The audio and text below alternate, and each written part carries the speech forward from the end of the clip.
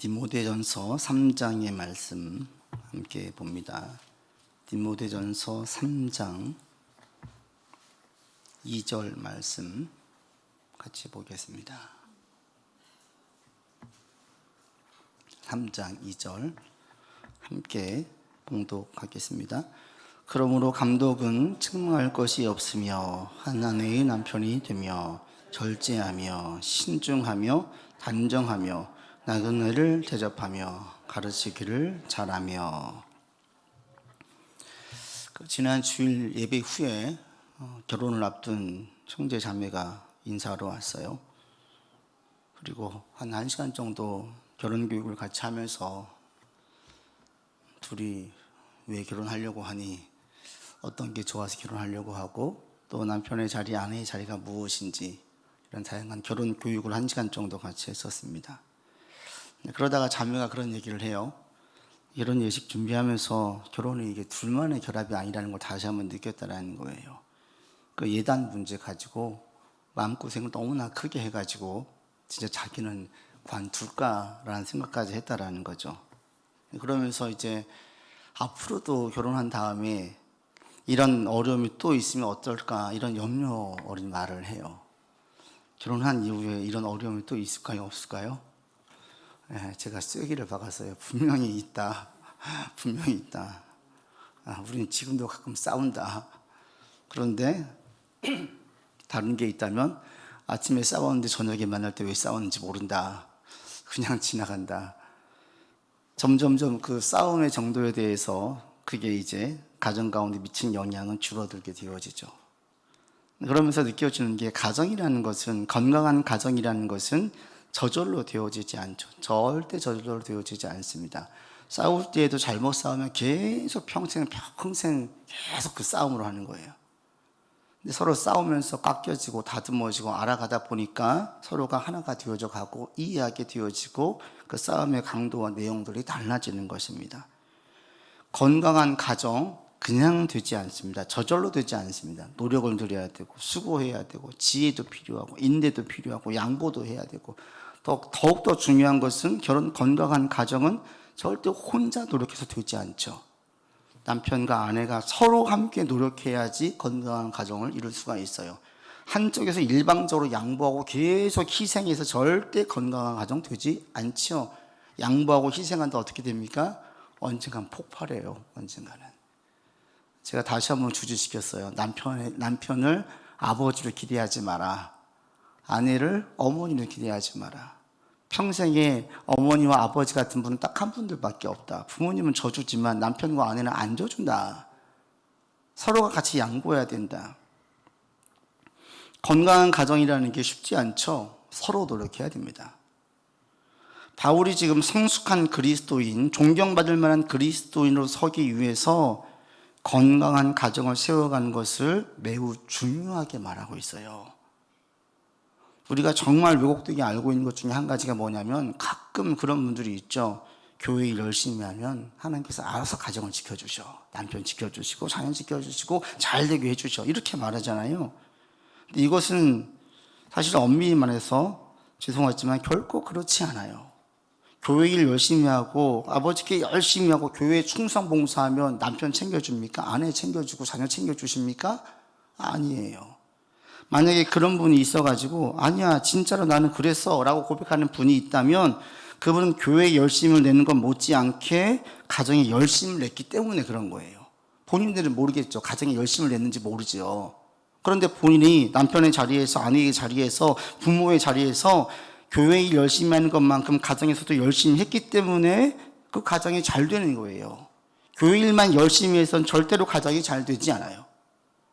세세하게 자녀를 챙기고 살피고 가정을 돌보고 또 남편의 마음도 얻을 수 있는 행동들을 했기 때문에 남편이 같이 믿음의 길로 오는 것입니다. 여러분이 가정의 구원을 위해 기도한다면 구원을 위해 기도만 할 게 아니라 거기에 합당한 행위를 보여야 가정이 마음을 열고 주님께 올 수가 있습니다. 한 30여 년 전의 일이에요. 오늘 여집사님 이런 간증을 했습니다. 당시에는 그 맞벌이가 흔하지 않았잖아요. 주로 여자들은 전업주부를 했었죠.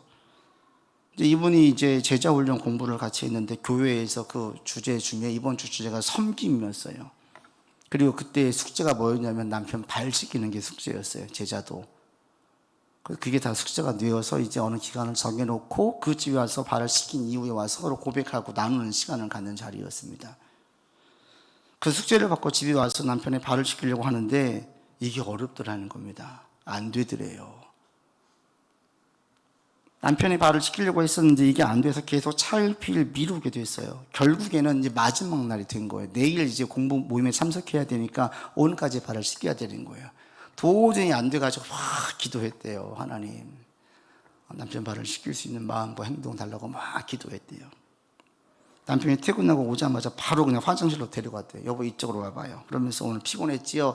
갑자기 양말을 벗기고 하려고 하니까 남편이 어떻게 했어요? 아니, 이 여자가 안 하던 행동을 왜 하나, 이럴 거 아니에요. 그 황당하고 당황스러워가지고 어떻게 할지 모르고 있는데 자꾸 남편이 뻔튀겼는데 이 아내가 보통 막무가내 애가 아니죠. 그냥 빨리 앉아보라고.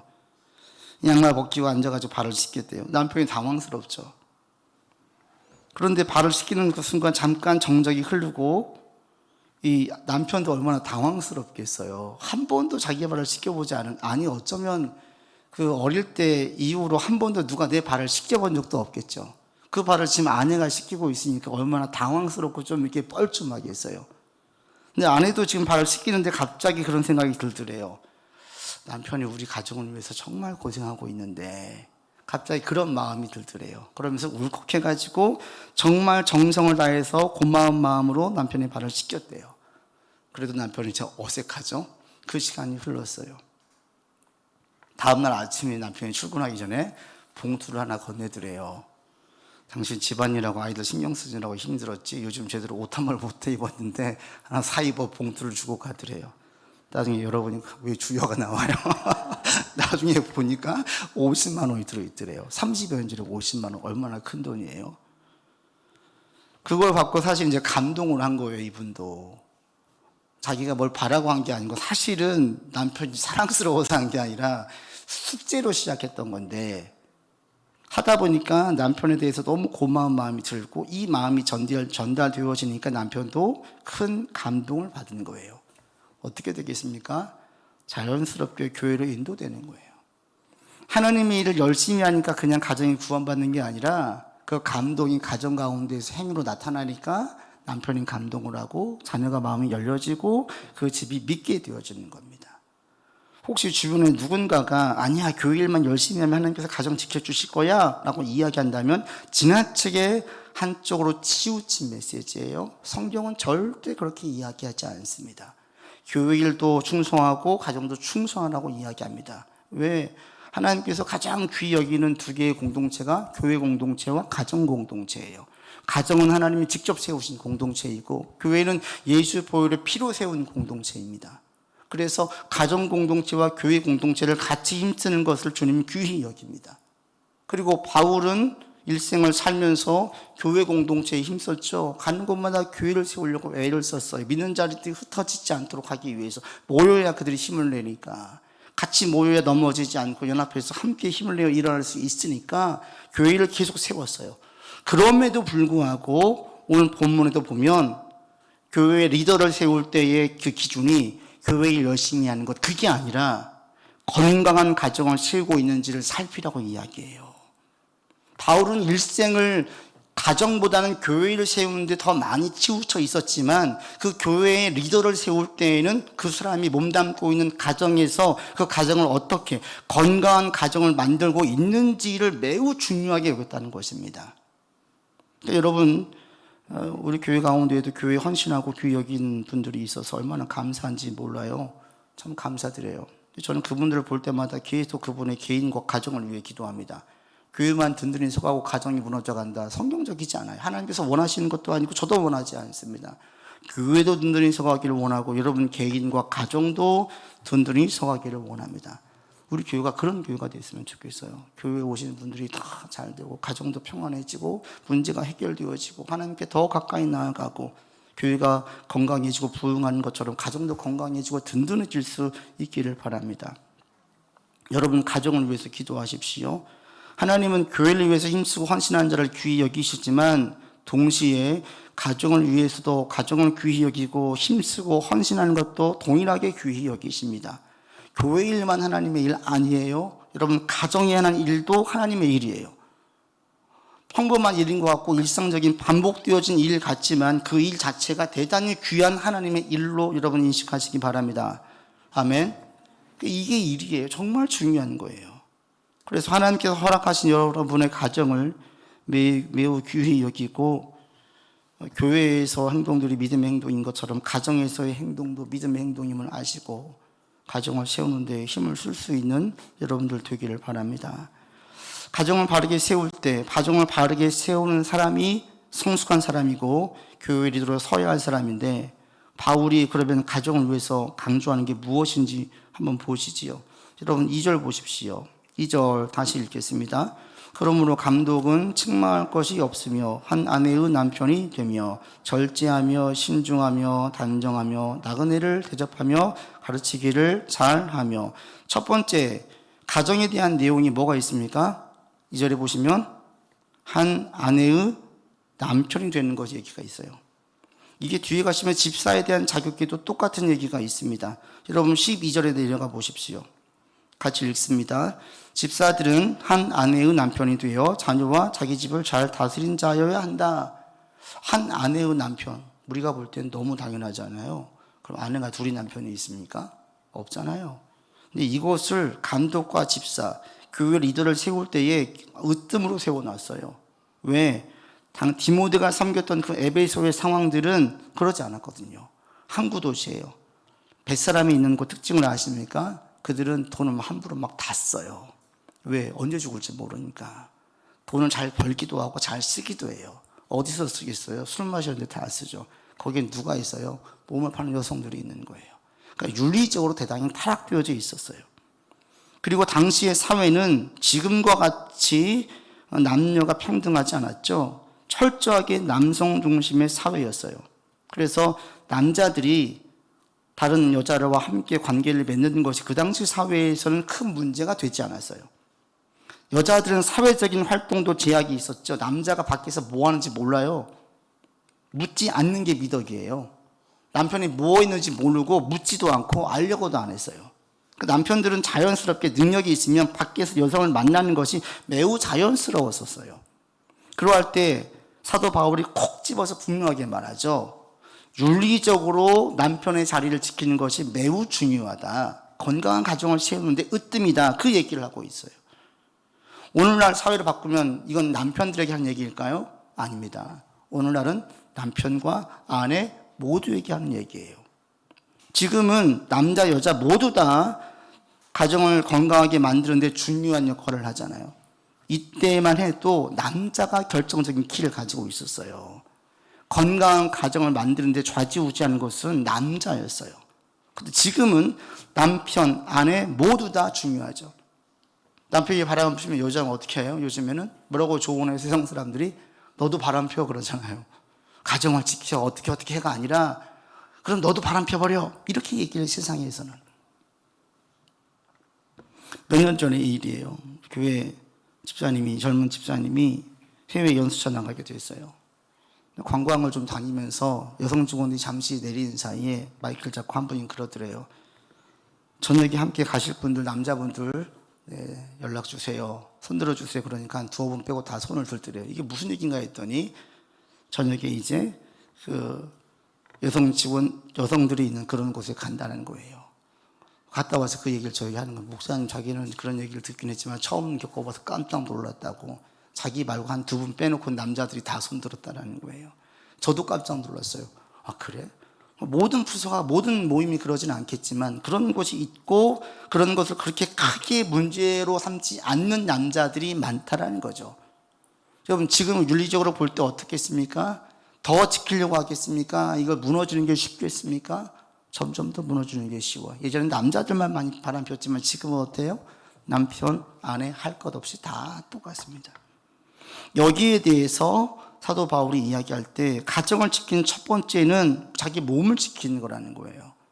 남편과 아내의 자리는 그게 중요하다. 그 당시 사회의 풍조, 이게 중요한 게 아니라 성경적인 가르침이 제일 중요하다. 성경에서는 한 아내의 남편이고 한 남편의 아내라고 분명하게 이야기하고 있다. 남들이 다 그렇게 바람피고 살아도 여자 둘씩 셋씩 데리고 있어도 안 된다. 이걸 으뜸으로 했어요. 이게 왜 중요합니까? 사회 풍조를 따를 것이냐 말씀을 따를 것이냐 여기서의 구분이에요. 우리는 세상 사람들이 어떻게 사는지 그걸 따라가는 것이 아니라 말씀의 근거에서 따라가는 것이다. 이것을 얘기하고 있습니다. 그리고 또 한 가지, 한 아내의 남편이라는 의미는 이것은 몸의 정절만 의미하는 것이 아니라 마음의 하나됨도 말하고 있어요. 하나님께서 아담에게 아내를 주실 때 갈비뼈를 줬습니다. 그리고 아내를 놓고 말하죠. 내 뼈 중에 뼈요, 살 중에 살이다. 이것은 자신과 완전히 하나님에 대한 표현이에요. 아내와 남편이 마음을 주고받을 줄 알아야 돼요. 건강한 가정을 이루려면 남편과 아내가 서로 마음을 터놓을 수 있어야 돼요. 어느 순간부터 대화가 단절되더라. 얘기가 안 되더라. 필요한 것만 이야기하고 끝나더라. 이게 우리 가정 가운데 보이지 않는 막힌 담이에요. 이것을 헐어야 돼요. 남편이 희생하고 아내가 희생하고 힘써서 가정이 함께 돼야 됩니다. 바울의 이 이야기는 분명합니다. 가장 가까운 배우자와 함께 마음을 나눌 수 없다면, 가장 가까운 식구들, 가장 가까운 친구들과 마음을 나눌 수 없다면 교회에 있는 사람들 귀히 여기겠느냐? 귀히 여기지 못한다는 겁니다. 여러분, 이제 추석도 얼마 앞두고 남지 않았는데 여러분 가정을 살필 수 있기를 바랍니다. 여러분 가정 가운데 남편과 아내가 마음을 나눌 수 있기를 바랍니다. 부모와 자녀 간에 또 주변의 친구들과 내가 마음을 터놓고 나눌 수 있는 그런 사람으로 살려고 여러분 애를 쓰는 것이 이게 성숙한 그리스도인이 되어지는 것입니다. 그래서 바울이 이야기할 때 첫 번째로 한 아내의 남편이 되어지며 라고 말하며 세상의 풍조, 세상의 가치에 휘둘리지 아니하고 말씀을 중요하게 여기는 그런 사람은 서기를 바라고 있고 최소한의 공동체 속에서 마음을 살피고 마음을 나눌 수 있는 관계로 서야 된다는 거예요. 여러분 특별히 남편과 아내 되시는 분들 서로에 대해서 이해하면서 서로 조금씩 양보해서 서로 마음을 주고받을 수 있는 그런 자리로, 그런 가정으로 서갈 수 있기를 바랍니다. 또 한 가지 바울이 이야기합니다. 두 번째 4절에 보시면 같이 읽겠습니다. 자기 집을 잘 다스려 자녀들로 모든 공손함으로 복종하게 하는 자라야 한다. 자녀를 다스릴 줄 아는 자가 교회 리더로 서야 된다. 어떻게 해요? 공손함으로 복종하게. 12절도 보시면 같은 말씀이 있습니다. 자녀와 자기 집을 잘 다스려야 된다. 똑같죠. 감독이나 집사나 교회 리더로 설 때 또 하나 가정에 중요한 건 뭐냐면 자녀가 복종할 줄 아는 자녀로 서야 된다는 거. 이 복종이라는 건 뭐에 대한 복종이겠습니까? 말씀에 대한 복종이에요. 하나님 말씀으로 자녀를 가르치고 교양과 훈계로 가르칠 때에 자녀가 그것을 복종할 수 있도록 가르치라는 거예요. 여기서 핵심은 자녀가 주의 말씀을 따르는 자로 서게 만드는 거예요. 주의 말씀에 순종하는 자녀로 훈련시키라는 거예요. 부모들이 자녀를 키울 때 어디에 초점을 둡니까? 능력 있는 자녀가 되길 원하죠. 머리가 될지언정 꼬리가 되지 않기를 원하죠. 그런데 바울은 가장 으뜸으로 초점을 두는 것이 하나님 말씀에 순종하는 자녀로 세우라 이거예요. 그럼 어떤 분들이 그러겠죠. 좋습니다. 말씀에 순종도 하고 세상의 능력도 뛰어나면 제일 좋죠. 제일 좋죠. 하나님의 말씀에 순종하기 위해서는 가장 중요한 게 뭐냐? 겸손한 사람이 순종할 수 있어요. 말씀에 복종을 하는 것은 겸손한 사람이 되게 만들라는 거예요. 지금의 사회는 매우 교만한 사회임을 여러분 아십니까? 왜 교만하냐? 인간들이 자기 생각에 옳은 대로 행동해요. 그것도 인정해줘. 이거 대단한 교만이에요. 우리는 절대로 우리 소견, 우리의 생각에 옳은 대로 사는 자들이 아닙니다. 우리의 생각은 맞을 때도 있지만 틀릴 때도 있어요. 옳을 때도 있지만 잘못된 것으로 치우칠 때도 있어요. 공의로울 때도 있지만 매우 불의할 때도 있어요. 이게 우리예요. 때문에 인간의 생각이 옳은 대로 행하면 사사기의 말씀처럼 결국 민족 간의 전쟁이 일어나고 죽임이 더 만연되어지고 윤리적으로 더 심하게 타락이 되어집니다. 그러니까 우리는 철저하게 자기 생각이 옳은 대로 사는 것이 아니라 하나님 말씀해 볼 때 맞니? 이것을 가르치라는 거예요. 이것은 자녀에게도 맞고 우리에게도 맞겠죠. 그러니까 교회 리더가 성숙한 사람이 서려면 그런 자녀들에게 이것을 자녀를 가르치지 못한 자가 어떻게 교회에서 리더십을 가지고 다른 사람들에게 지도할 수 있겠습니까? 안 된다는 거예요.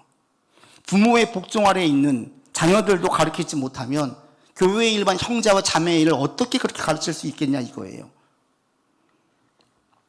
여러분 가정이 주의 말씀에 순종하는 가정으로 설 수 있기를 바랍니다. 다른 것은 다 모르겠는데 그건 하나님 보실 때 옳지 않아. 그럼 바로 이해할 수 있는 가정으로 만든다는 것, 이게 정말 중요한 거예요. 주의 말씀에 순종하는 것은 겸손한 자만이 할 수 있어요. 겸손한 자가 지혜로운 자이고 겸손한 자를 하나님께서 보호해 주십니다. 교만한 자는 결국은 하나님을 대적하게 되어져 있고 불의 길로 가게 되어 있습니다. 결국엔 꺾여요. 그리고 가정에서 자녀를 말씀에 순종하게 가르치면 자연스럽게 자녀들은 더 행복하고 감사하고 기뻐하는 삶을 살게 됩니다. 행복과 기쁨과 감사는 외적인 것에서 오지 않아요. 내 마음의 가치에 따라서 결정되어져요. 늘 아빠가 키울 때 자녀한테 너는 성공해야 돼, 돈 많이 벌어야 돼, 그래야 행복할 수 있고 잘 될 수 있어, 계속 얘기해 보세요.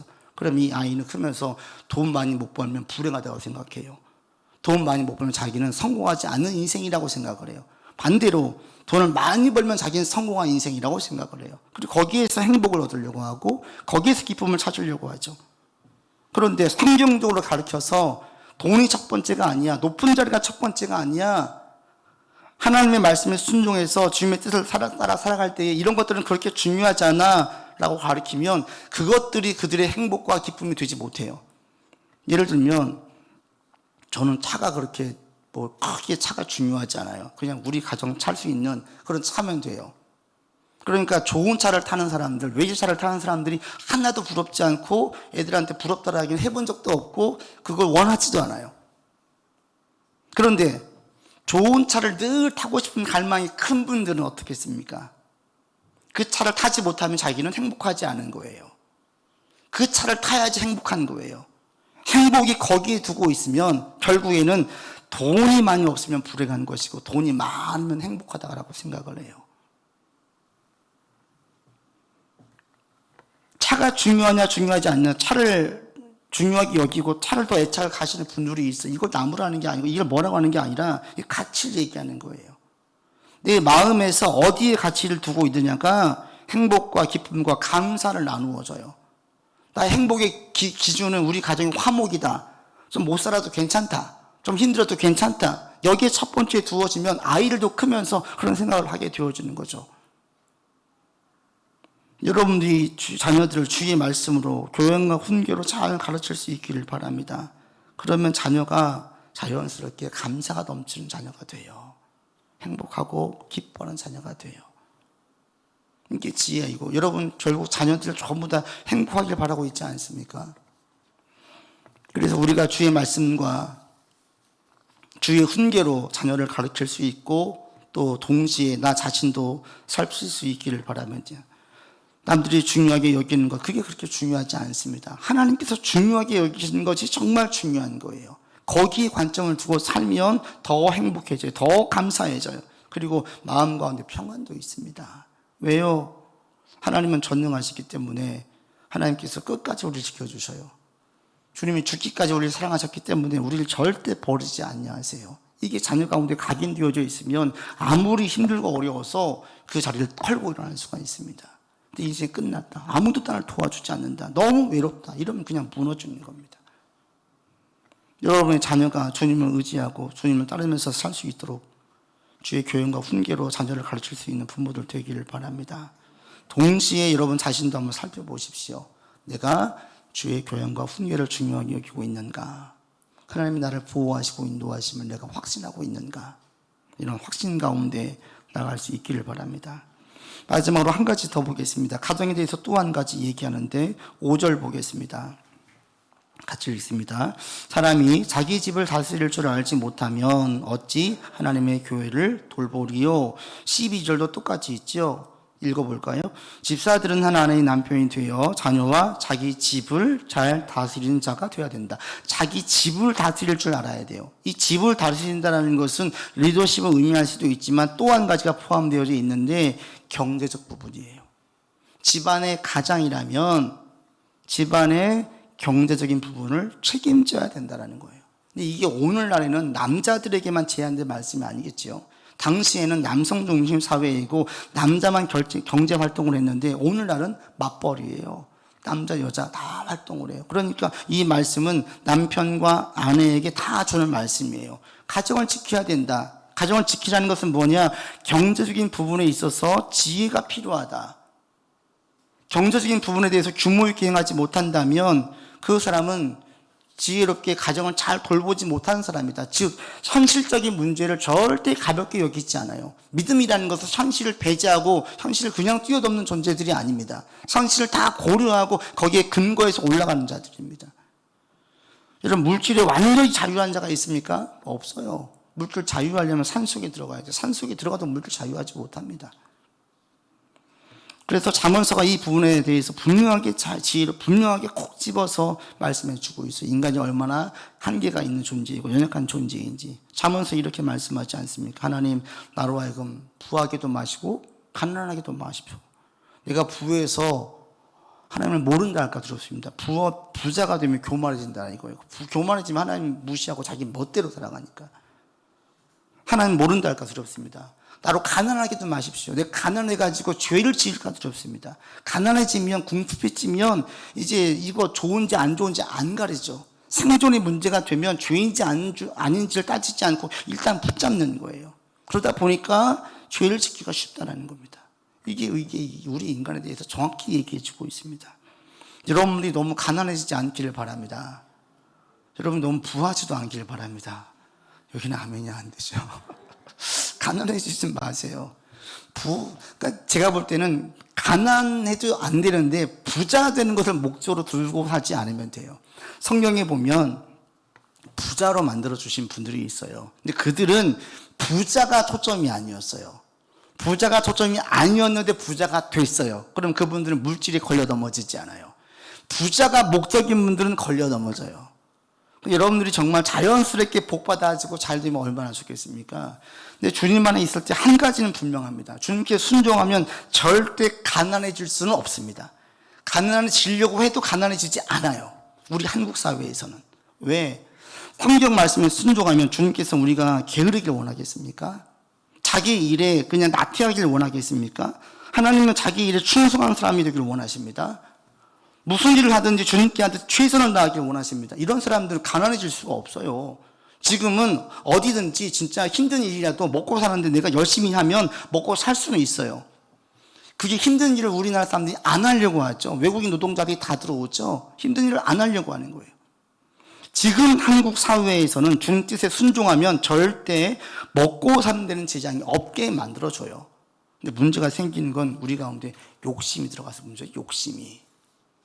그래서 여러분 가운데에 이 경제적인 부분에 대해서 절대 가볍게 여기지 않기를 바랍니다. 자녀를 내가 모든 걸 다 시킬 수는 없겠지만 자녀를 키우는 데에 어느 정도 물질이 있고 가정을 세우는 데에 물질이 있는 것, 이건 지혜예요. 이게 반드시 필요합니다. 그리고 오늘날 또 하나는 신경 써야 될 게 노년의 부모님들이 아닌가 싶습니다.